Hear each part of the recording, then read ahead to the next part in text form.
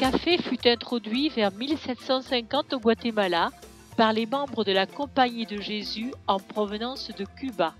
L'industrie du café commença à se développer au Guatemala dans les années 1850 dans la région d'Antigua. La culture caféière représente une part importante de l'économie nationale. Les caféiers sont des arbustes à feuilles persistantes. Au Guatemala, entre 500 et 1000 mètres, les jeunes plants sont cultivés dans une zone ombragée.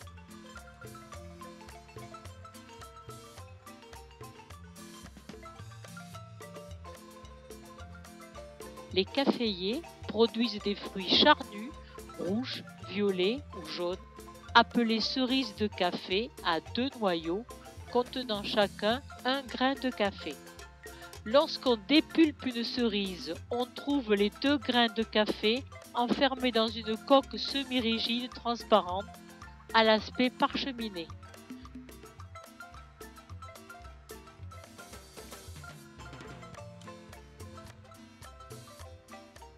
Une fois dégagé, le grain de café vert est encore entouré d'une peau argentée adhérente.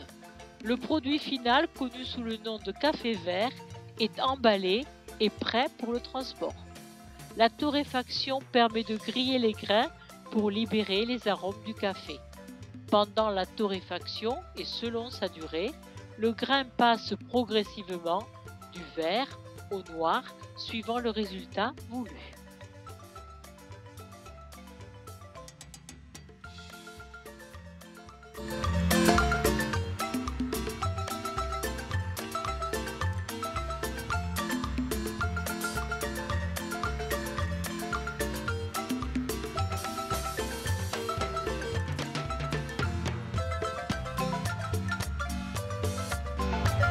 Notre-Dame de la Merced a été construite en 1548. Suite au tremblement de terre, elle a été détruite et reconstruite plusieurs fois. La dernière reconstruction commence après le tremblement de terre de 1976.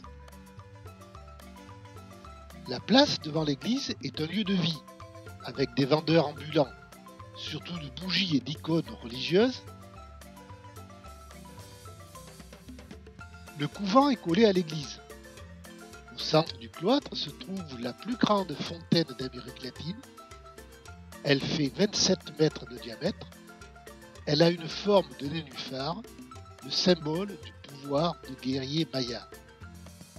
On retrouve les nénuphars taillés dans la façade de l'église. Depuis l'étage du couvent, on apprécie la vue sur Antigua, les volcans et la fontaine.